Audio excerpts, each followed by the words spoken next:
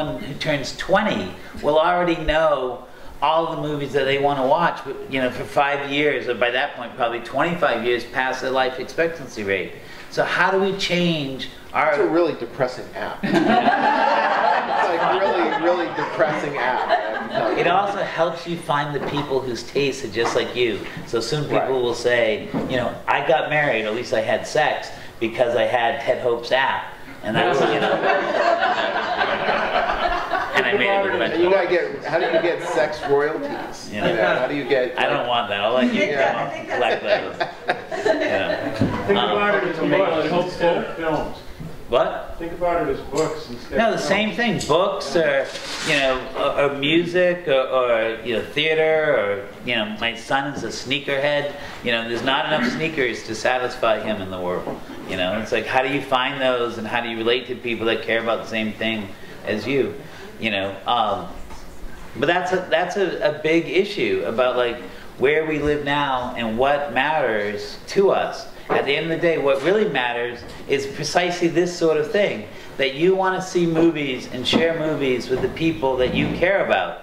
And more than just seeing movies, you want to be able to have discussions about what those movies are and the fringe benefits that come from those good discussions with it. Like, how does that all, you know, how does that all play out? Like, we have to recognize that movies are a lot more than just the screen, a lot more than the dialogue between the audience and the screen. There are all these other components, and that's kind of like when Jon speaks to people about how to build out their plan for the movie. It's really about how do you embrace the widest definition of cinema so that we can recognize where those things are. What is discovery?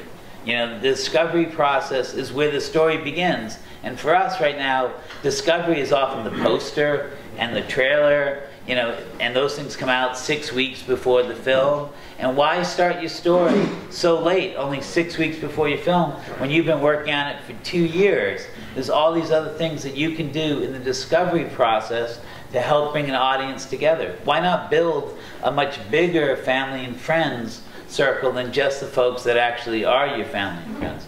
I could go on this for a little while, but It's fascinating. we're here.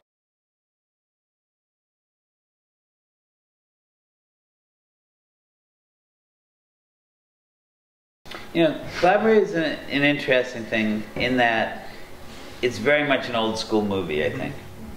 You know, now there are possible extensions from it. You know, we have Melissa Oftemore from Smashing Pumpkins and Hole, you know, in the film. We have PJ Harvey, who did, you know, a song in the film. So we have this little rock element that we could try to reach out to fans with, and we talked about, you know, taking pieces and giving it to other folks to score, you know, and could they judge it and that sort of stuff.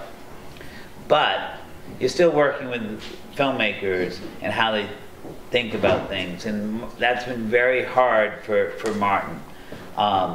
You know, I often, when somebody comes to me with a movie and they say, Ted, will you help me promote it? I said, sure, can you send me the 5 blog posts that you've already written about the process? And they're often like, what 5 blog? You don't have those ready? Why have you called me? Everyone else has those movies, have those posts ready, right? Which they don't, but I think that everyone should. So, you know, and you know, I like pushed and pushed and pushed. I'm not the producer. I generated the project, but I'm not the producer of the project. I gave it to these other guys because they were Canadian. Which, as I learned to my son, I said to the Canadian, oh, you mean their mouth opens all the way back to the edge? I don't know if anyone understands the reference, but it's a South Park reference. And I was like, that's cool. It's like, oh, but I couldn't get them to do anything along the way. We tried and we came up with different ideas that are just terrible, you know, frankly. You know, Martin wrote a few posts. I've published one of them so far. You know, there are things that are there. You know, certainly like the theater games is an avenue in to things that could be done. I think though that the film skews, you know, to an older audience, an audience over 40, you know, who generally isn't interested in all these gimmicks. You know, the best thing for the film is generally for people to sit in a room like this with Martin and get him to talk.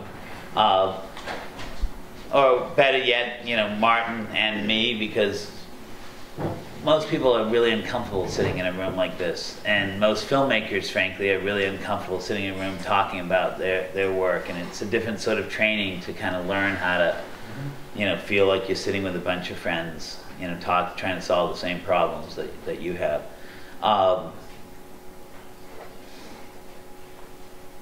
I honestly, like, you know, I have a huge list of things that I think every filmmaker should do before they start a film, and I'm happy if I get to like 10% of them. Like, I can't practice what I preach. I don't have the, you know, but if you're doing overwhelmed. 10%, that's like something. Yeah, it's a step forward, and I try to figure out, and, you know, hopefully I'll learn a few But then when tricks. you bring a PMD on, you can have them doing the other 90%. But then it's also the same problem that I have, I mean, which is the part they don't talk about. I'm a good collaborator with a lead vision. That the idea, when someone's there and they don't have the lead vision, that I really quickly lose patience. So I brought in a lot of people who claim to be like PMDs, and if I don't click with them really quickly, I'm not going to trust them, Right. and then I don't go forward, even when they want to work for free. You know, But you have to, it's like with any crew position, you have to find someone that you're going to click with. So, you know. Yeah. And I haven't fully developed the skill set that allows me, you know, I feel I can spot a good DP young in their career, I can spot a production designer, an actor. It's hard because actually the PMD is almost more intimate. It's like you're turning over things that are almost more intimate than the DP. Like the DP, you can kind of see their work. And I think that PMDs, there's not enough track record yet, I think, that you can really see what someone's done on other films yet. I mean, it's just starting, so I think it's going to just take time, you know.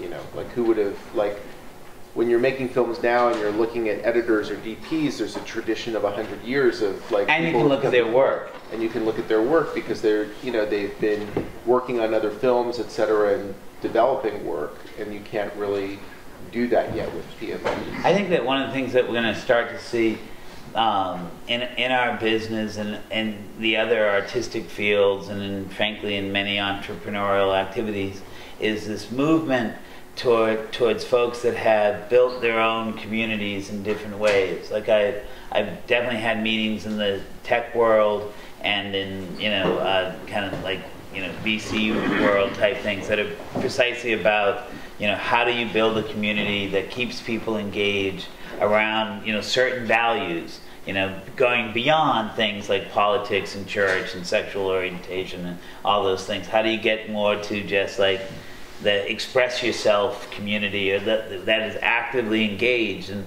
in some ways that's what gets me excited about my blogging. You know, like I feel like there's a really generative community there that is trying to solve some problems together. And I think that if you mix that with content and you mix that with social in a much bigger, more robust way, there's something incredibly dynamic that you can bring movies to, that you can bring other enterprises to, and that, you know, will become its own kind of like group buying activity. Right. And social, you know, crowd. And none of us would say like, oh, we're just that one demographic that lives in the express yourself world. We're also the one that's dealing with loss, and we're also the one that wants to eat better and find a greener world. And we'll, you know, just jump from those different communities, but still have them lead us to the content. And the segue to that is, that's where I think, as opposed to project-specific PMDs, I think there's something there where people are the webmaster for those communities that becomes more vital than a project-specific person. Maybe. I just think because that otherwise we just build people and let them go. I know. I do think that there's room for those people, and those people are kind of already developing. Like, I think I recommended, there are 2 similar projects in the workshop today, and I recommended the same person because they had done similar work on another project. That was, I recommended Amy Slotnick for these 2 spiritual projects because she had just worked on this film, Wake Up, and so people start to garner experience in certain communities, and then they have access to those communities. And they have authority. Right, and so I think that's good, but I think there's still so much work to be done on a film that is, so I think there's probably roles for both in a sense, like people who have connections to certain communities, but then people who can also be kind of a creative force on a film to create the kind of, to make sure that certain materials are created, to have the time to make sure that those materials actually get done, and to actually do the rest of the work that needs to be done on a film that will help the film survive in this hyper-competitive landscape. You know, I think that's, like, and if they're working on, I think that PMD can work on several films. I think it's, beyond 3, I think it's really tough, because then it's like there's too much stuff to do on a film. It gets overwhelming. I mean, it's tricky, like, when I think about it, you know. But I think it's still in its infancy, so it's going to see how it'll be interesting to see how it develops. I mean, I imagine that all of you are creative people that have projects and have made projects and are working on projects, and at the same time you love to watch stuff and see other people's work, and you like working on other, you know, helping other people with their work and try to launch it, and that's kind of what a festival like this is about. But we are in trouble, right? Like when you kind of just try to extrapolate where we go for the next 5 years, the huge, you know, corporate machines, you know, move more and more towards tent poles and family films, and there's less and less money that's available. You know, I couldn't make a movie like 21 Grams. I couldn't make a movie like Eternal Sunshine. I couldn't make a movie like In the Bedroom or American Splendor. Those movies that I've got to make before, I'm not going to get to make again. So what do we all do? How do we make sure that that stuff keeps going? How do we change our daily habits to try to make sure that good work gets seen and shared, you know, even if it doesn't hit the mark? How do we not, like, you know, tear something down because it's not perfect? How do we make sure that, you know, new stuff is being shared and we're excited because we're seeing people trying out new work? What is the change in our behavior to get that done?